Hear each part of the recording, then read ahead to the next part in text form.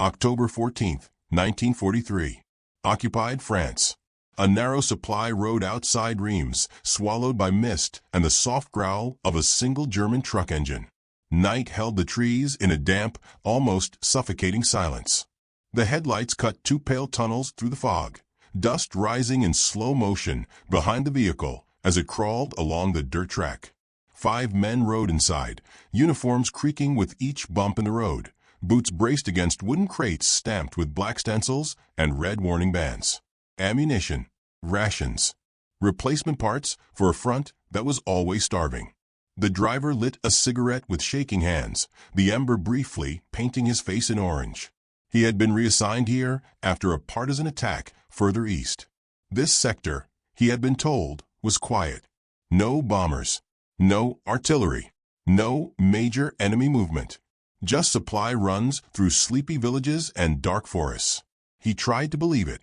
On both sides of the road, the trees closed in like a tunnel, their branches tangled above the truck, dropping a slow, whispering rain of wet leaves.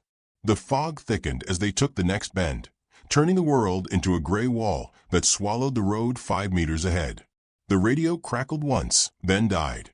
The driver frowned and reached for it, tapping the metal housing with the back of his knuckles. No sound, no static, just the soft hum of the engine and the breathing of the men behind him. Then, ahead on the road, a shape emerged. A figure stood alone in the mist, perfectly still, centered between the fading white posts that marked the edge of the track. No weapon raised, no hands visible, just a dark silhouette under a battered coat, boots rooted to the spot as if he had been waiting there for hours. The driver swore under his breath and stomped the brake. Crates shifted. Men cursed. The truck shuddered and came to an abrupt stop 10 meters from the figure. For a heartbeat, no one moved. The headlights washed over the stranger, flattening him into shadow and wet cloth. He did not flinch. The sergeant pushed open the passenger door, boots hitting the road with a splash. He raised his pistol, shouted in German, demanded identification, orders, anything that would explain why a man would stand alone on a road that no civilians were supposed to use at night. The stranger did not answer. He slowly raised one hand, gloved and relaxed, and tapped his own chest twice. Not a salute, not a plea. More like a fighter touching his ribs before stepping into a ring. The sergeant snarled something and took a step closer. He did not take another. By dawn, the truck was gone. The road showed no signs of a struggle. No burned-out wreckage. No scattered ammunition. No bodies. Only the faint imprint of boots that led into the trees and vanished like smoke. It would be written off as a navigation error at first. A wrong turn. A convoy that never left the depot. Paperwork could make anyone disappear on the Eastern Front. But here, in this quiet slice of France, a missing truck was an irritation, not a crisis. At least, on that first morning. If you are hearing this and you are already feeling that prickling tension in your chest, remember this. WW2 Frontline Legends is where stories like this live. If you want more of these buried missions and vanished men, subscribe and tell in the comments where in the world you are watching from. Somewhere, there is always another road like this. The second disappearance came 5 days later. This time it was not a truck, but a 4-man patrol. Their orders were simple. Walk the perimeter of a supply depot at night, check the fences, report anything unusual. They joked about it as they left, mugs of weak coffee still cooling on the table. One of them tucked a dog-eared magazine into his belt, a photograph of a pre-war boxing match folded into the back cover. A reminder of normal life. Crowds. Cheers. A world that did not smell like diesel and damp wool. They never completed the circuit. The guard on the East Tower saw them pass under his field of view at 23:08. At 23:21, he saw nothing. No movement, no shapes, no returns. Their flashlights were found much later, in the mud near a drainage ditch, beams still shining into nothing, as if they had been dropped mid-step. By the end of the week, a pattern was emerging. A messenger unit here, a small convoy there, all lost within a tight radius, all in areas never once hit by Allied bombers or artillery. No bodies recovered. No damaged vehicles. Just silence and reports piling up on desks already groaning underweight. At first, the loss reports moved slowly. A misfiled form. A delayed confirmation. A clerk who convinced himself the numbers were wrong. 11 men in the first week. It was a small enough number to ignore, just another trickle in the flood of disappearances that defined the war. But it did not stay small. 32 in the second week. 90 in the third. No pattern, they said. Except there was one. It did not exist on any official map or logistics chart. It lived instead in the hands of printers and the whispers of the underground, thin sheets of paper inked in secret and passed hand to hand under tables, behind shutters, across candlelit kitchens. The first clue appeared in an illegal newspaper printed 3 towns away. On the back page, squeezed between casualty rumors and ration codes, someone had printed a small, crude schedule. No names, no venues, just a title stolen from a world the war had erased. Upcoming bouts. Below that, 3 lines. Round 1, already fought. Round 2 soon. Technical knockout, coming. The dates were not precise. Just weeks. Just directions. But someone in the resistance circled it with a shaking hand and realized something that made their mouth go dry. Each bout aligned with a cluster of disappearances. Round 1 pointed to the area near the road outside Reims. 5 days later, Round 2 aligned with the vanished depot patrol and the missing messenger unit nearby. Technical knockout loomed over a rail junction that everyone assumed was safe and unimportant. Until an entire resupply train failed to arrive, and no one could say where its steel, its men, or its documents had gone. The Germans laughed at first when they intercepted one of the newspapers. Some partisan fantasy, they called it. Propaganda to make the locals feel brave, and in a small cafe that had been converted into a resistance safe house, a young courier sat hunched over a copy of that same newspaper, the print smudging his fingers. He had no uniform. His boots were borrowed, laces mismatched, soles cracked. But his eyes moved with the quick focus of someone who knew that every wrong step in this world had a body attached to it. He had been there on that first night near Reims. He had seen the truck's headlights disappear into the fog. He had walked that road at dawn and counted the tire tracks that ended in nothing. He had reported it to his handler, and his handler had said what every handler says in every war. Keep your head down. Run your route. Do not ask questions you cannot afford to know the answer to. But the courier's mind would not let it go. As he looked at the boxing schedule on that flimsy page, he felt the hairs on his arms rise. This was not just a metaphor, not just a romantic phrase. Someone had taken the logic of a boxing match rounds, timing, staggering attacks, knowing when to step forward and when to lean back, and mapped it onto the countryside. He did not yet know his life would be tied to the rhythm of those phantom rounds. He did not yet know he would one day carry a message that would decide whether hundreds lived or died. He only knew that somewhere in the occupied dark, a man was fighting a war using rules no one else understood. If you can feel that creeping suspicion, that sense that you are just now glimpsing the edge of something much larger, you are exactly the kind of person these stories are meant for. This is WW2 Frontline Legends, the place where the quiet, strange corners of the war are finally given a voice. If you have not yet, subscribe and drop a comment telling where in the world you are listening from. You might be surprised how many others are tracing these shadows with you. Back at the German headquarters in the region, the officers pored over movements and requisition logs, pins stabbed into maps like wounds. They drew circles around the missed convoys, the dead radio sectors, the quiet spots where reports stopped arriving. Their conclusion was the same as it usually is in wars like this. Partisans. Sabotage. A weak commander. Laziness. Cowardice. They transferred one officer. They disciplined another. They rotated units in and out of the affected area, convinced that fresh faces would break whatever pattern had taken root. The disappearances continued. By the end of the first month, the number was no longer an irritation on a page. It was a stain. More than 300 men gone without a trace, not in firefights or air raids, but in silent, surgical absences that left no burns and no shell fragments. Only unanswered questions and families who would wait forever without news. In the villages, there were rumors. A man who walked alone at night and never carried a gun.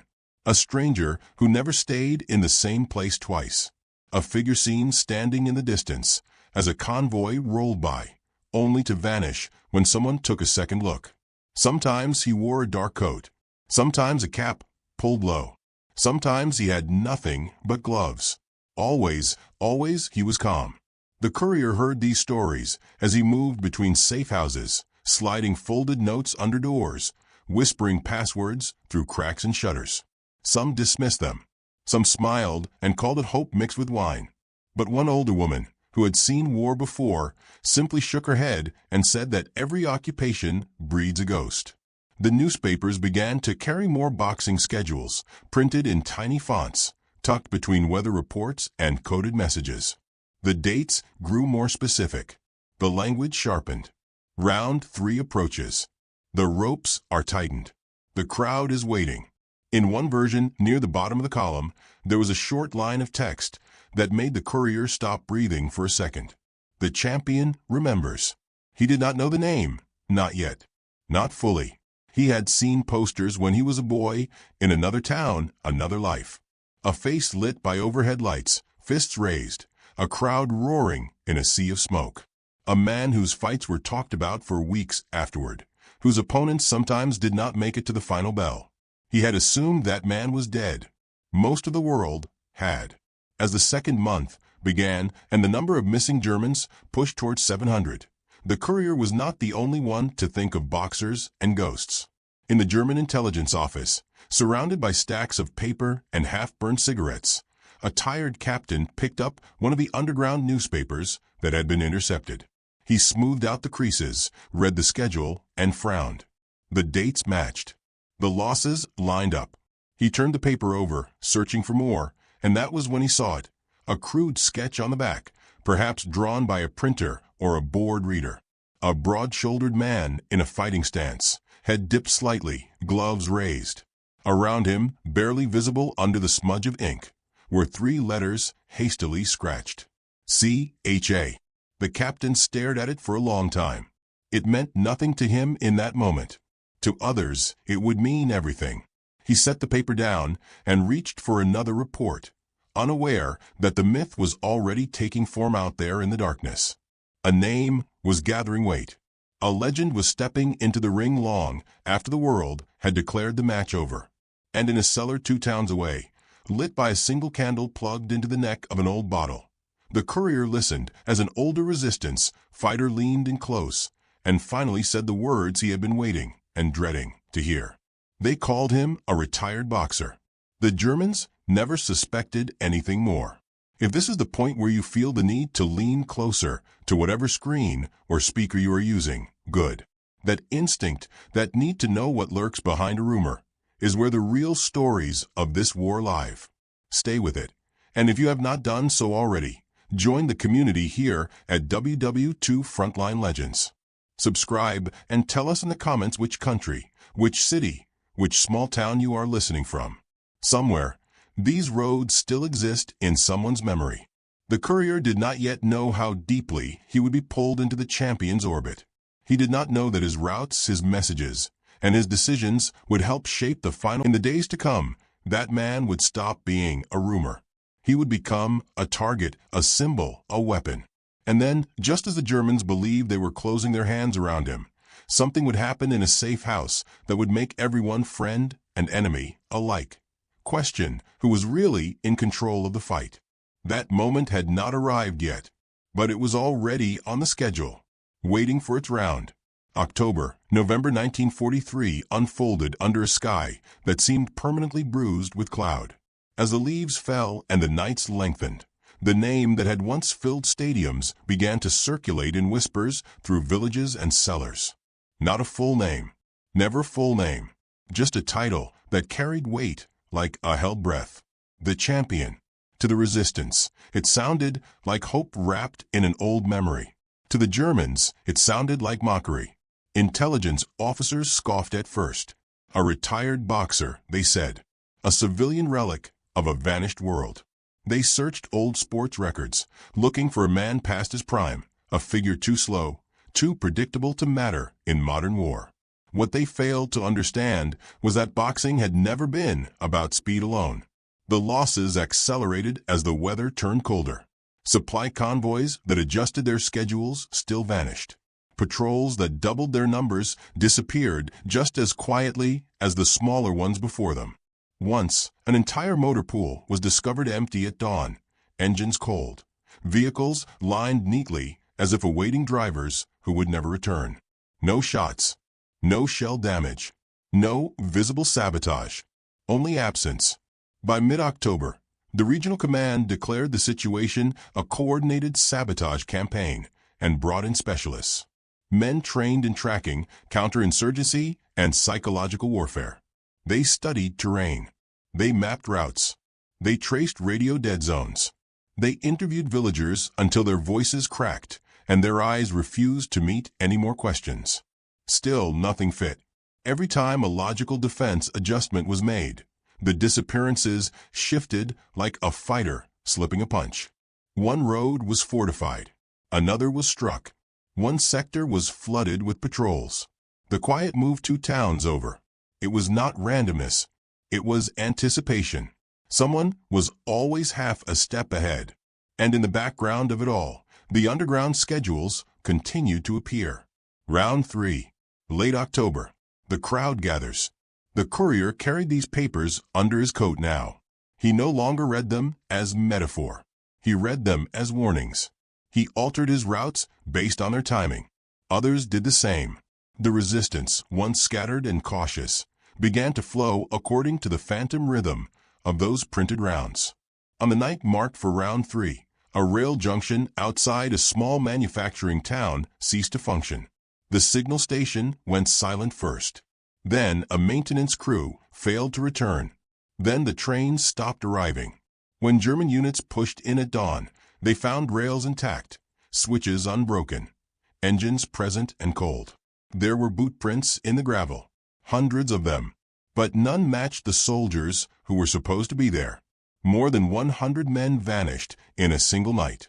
It was no longer possible to pretend this was coincidence. The first real crack in German confidence came with the interrogation of a captured resistance courier at the end of October. He was younger than most, thin, exhausted. His hands shook as he was tied to a chair under a buzzing light. He denied everything with quiet stubbornness until pain erased his caution.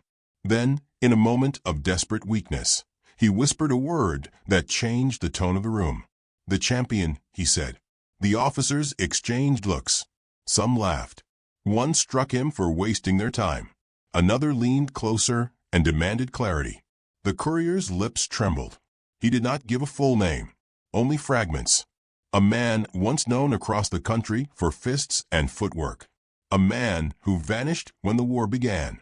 A man who never fired a shot in the campaign that now bore his shadow. The laughter stopped. Records were pulled. Old sporting registries were dusted off. Photographs, yellowed with age, were spread across tables. In them, a broad-shouldered fighter stared out beneath harsh lights, eyes steady, gloves lifted in a guard that had ended more than a few careers. The name attached to the image had not appeared in any civilian death registry. No official military file listed him as killed in action. He had simply disappeared. From that moment on, the hunt became personal. Raids intensified. Informants were pressured harder. Entire villages were relocated under suspicion of harboring the fighter. Night after night, trucks rolled in to seize whoever matched even the vaguest description. Yet every net closed on empty air. The champion seemed to exist only in rumor and consequence. The strange thing was this: the more relentless the search became, the more precise the disappearances grew. The crazy trick that would later become legend did not rely on brute force. It relied on expectation. Old boxing posters began appearing again in towns where no official advertisements were allowed. Torn, aged, pasted in shadows, faces blurred, dates altered. Someone was recreating phantom bouts in occupied territory, spreading the illusion of underground exhibitions that never existed. The Germans mocked them at first, tearing them down and arresting printers. But the rumors traveled faster than their patrols. Units were redirected to investigate supposed gatherings. Convoys were rerouted to intercept imagined resistance movements. Security was thinned in the most vital places and thickened in the wrong ones. The champion did not strike where power gathered. He struck where it was drained. He studied how soldiers moved, how fear bent their schedules, how command overcorrected under pressure. He reshaped the battlefield without being seen on it. And the resistance learned to fight in his shadow, timing their actions to his feints, filling the empty spaces he created. By the first days of November, the official missing count crossed 600. It was then that German command believed they had finally found him. The lead came from a farmhouse just beyond a river crossing that had seen unusual traffic in recent weeks. An informant claimed a man stayed there at irregular intervals. A man with a battered coat and gloves he never removed. A man who seemed strangely untouchable by fear. The raid was planned quickly, quietly, with overwhelming force. Before dawn, armored cars sealed the road. Infantry surrounded the structure in a widening ring. Dogs were released to sweep the perimeter. When the door was breached, they found candles still burning. They found maps pinned to the walls, routes marked in pencil, supply timings scribbled in tight, deliberate handwriting. They found several old boxing posters folded beneath a loose floorboard. No body was found. But in the center of the main room, nailed deliberately to the wall above the maps, hung a single, weathered boxing glove. The officers stared at it in silence. Sweat slicked their collars despite the cold.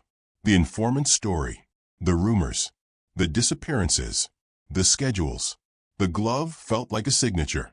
They declared the champion dead by nightfall. An official report was filed. Rewards were canceled. Search operations were reduced. The command told itself the nightmare had reached its natural conclusion. A human mind could not outmaneuver an empire forever. Everyone eventually bleeds out.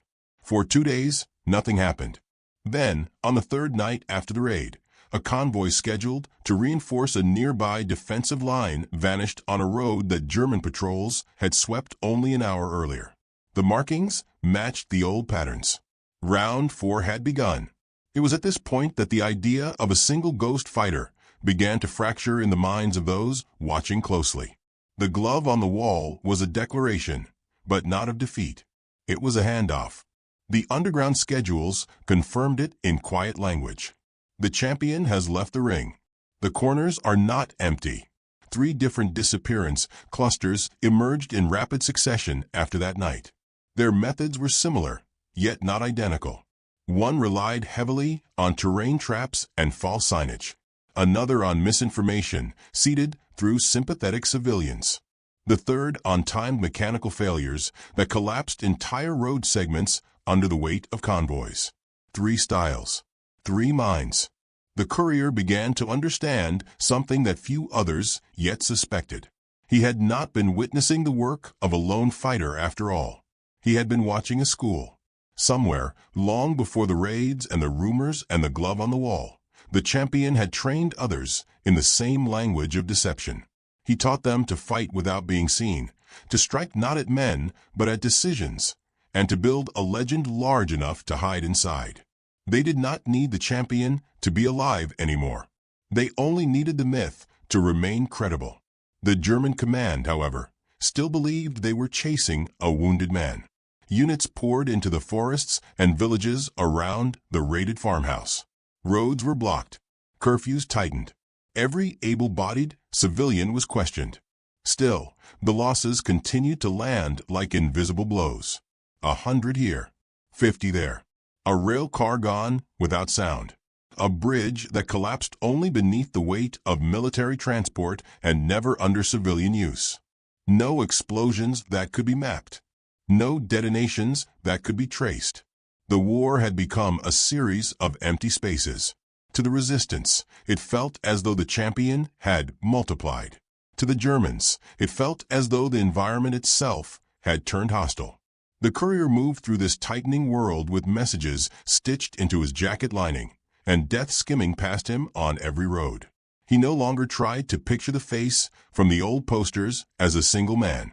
In his mind, the champion had become something larger, a shape that could not be cornered because it had never occupied only one body. Yet even myths, he knew, had an origin, and origins always left traces. By the threshold of December, as snow crept across the roads and the total number of vanished German troops approached 1,000, the courier received an order that chilled him more than the cold ever could. He was to deliver a message not forward along the usual resistance chain, but backward in time, to a survivor of the champion's earliest fights. A man who knew the truth of how the legend began. The courier did not yet know what question a message would ask. He only knew that the answer might unravel everything the resistance believed, and everything the Germans feared. And somewhere, buried in a burned archive and a blood-stained safe house, the true shape of the champion's final plan was waiting to be discovered. December 17, 1943. Snow fell in thin, steady sheets across the river valley as the courier crossed the frozen bridge at dawn, each step ringing too loudly in his ears. The message sewn into his jacket felt heavier than any weapon he had ever carried. It was not the paper that weighed on him. It was the name attached to the destination. The survivor lived in a village that no longer appeared on recent maps. Burned once, rebuilt halfway, then partially emptied by relocation orders that shifted faster than winter clouds. The house stood alone at the edge of a field where frost bit into dead crops, and the wind moved without resistance. Smoke curled from a narrow chimney, thin and uncertain. Inside, the air smelled of old wood, medicine, and time. The man who opened the door walked with the stiffness of injuries that never truly healed. His hair had gone almost white, not from age alone, but from years of listening for boots where none should be. When the courier whispered the coded phrase and slid the message across the table, the older man's hand stopped mid-movement. He did not need to read it. He already knew why the resistance had finally come. "They think he trained ghosts," the older man said quietly. "They think the champion became 3. The courier said nothing. The candle flame between them trembled. The survivor reached into a drawer beneath the table and removed a photograph sealed in cracked wax paper. It showed a boxing ring beneath harsh lights, the ropes frayed at the edges, the crowd captured in a blur of faces frozen in mid-shout. At the center stood a fighter with gloves raised, shoulders squared, eyes calm in a way that unsettled even through faded print. "I was there for his last public fight," the man said. 2 months before the invasion began.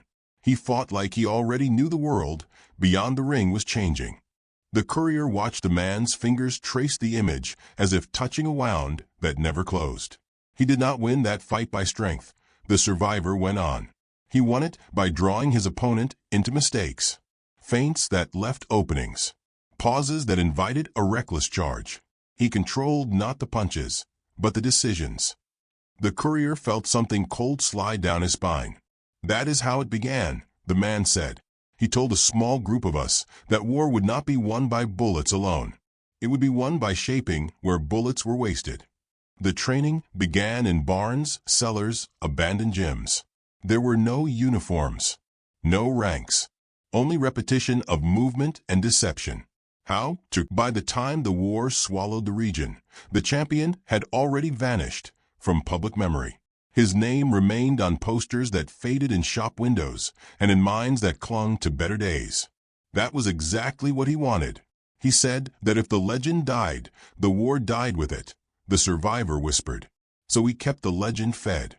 The courier understood now. The glove on the wall, the schedules, the rumors. The champion had transformed himself into an idea large enough to survive his own disappearance. The Germans were not hunting a man. They were chasing a narrative that reshaped itself with every attempt to destroy it. "What happened to him?" the courier asked. The survivor closed his eyes.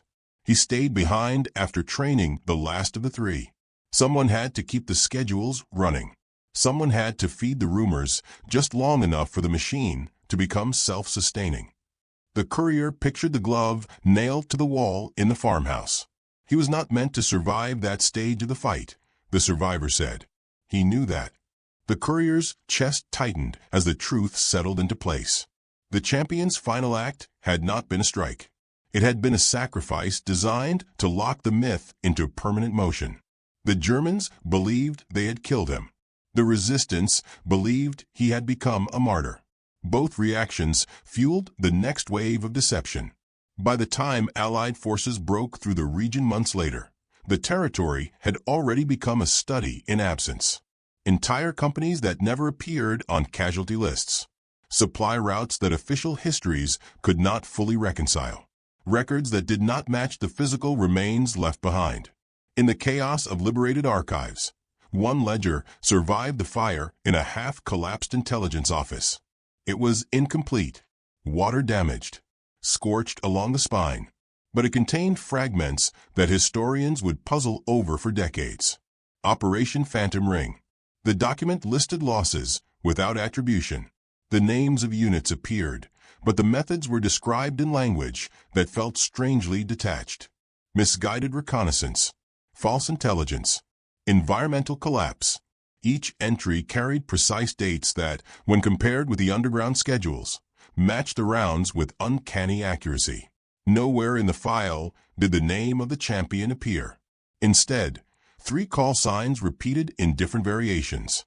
Their meanings were never fully deciphered. Whether they referred to individuals, cells, or phases of a single evolving operation remained unknown. When the ledger ended, the last page bore a handwritten note added in another hand. Outcome favorable. Legend persists beyond origin. The courier would never see that document. It would pass through other hands long after his war ended. But he would feel its truth on the road one final time. Weeks after his visit to the survivor, as snow deepened and German command fractured beneath Allied pressure, he was assigned one last route near a rail spur that had been silent for days.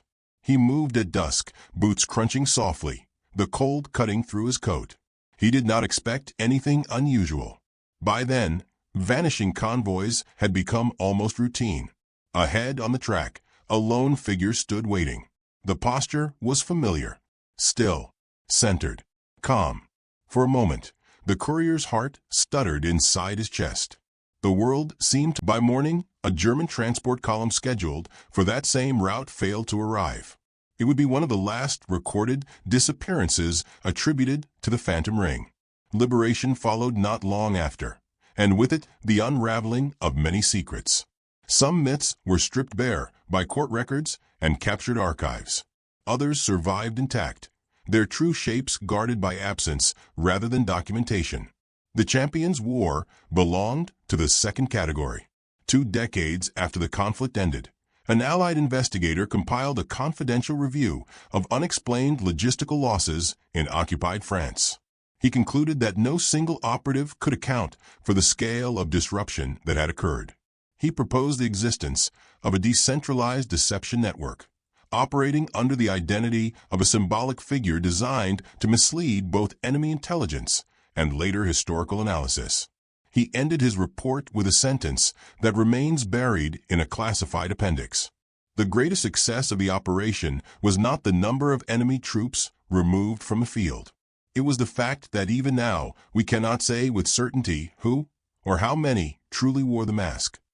The glove from the farmhouse was never recovered.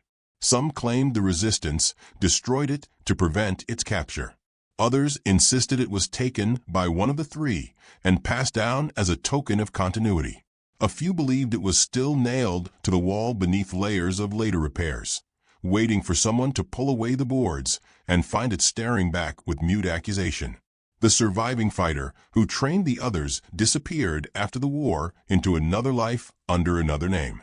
The courier lived long enough to see roads rebuilt and villages filled again with the noise of ordinary existence. Yet even in peace, he avoided fog-heavy nights and narrow forest tracks. History would come to call the events of those 81 days a statistical anomaly, a curious cluster of missing records. a footnote in the immense ledger of loss that defined the conflict. Numbers without bodies, columns without graves. And yet, in private correspondence between officers who had been there, a different language emerged. Fear written between the lines. Frustration that never fully faded. A sense that something essential had escaped their grasp. They never spoke his name with certainty. They only referred, again and again, to the champion.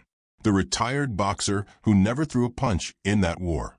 The ghost who turned expectation into a weapon. The legend that became larger than the man who began it. Even now, historians still debate whether one mind truly orchestrated the disappearance of nearly 1,000 enemy troops without firing a single shot, or whether the champion was always a shared illusion, deliberately constructed to confuse both sides for generations. What is known is only this. On a mist-soaked road outside Reims, a truck once stopped for a man who did not flinch. In a farmhouse, a glove was nailed to a wall without a body to claim it. In burned archives, a ledger survived that named outcomes but not authors. Everything else slipped between the spaces where truth and myth overlap. If stories like this remind you that the war did not only echo with gunfire, but with silence, deception, and vanishing acts that still resist full explanation, then you are already standing with us. This is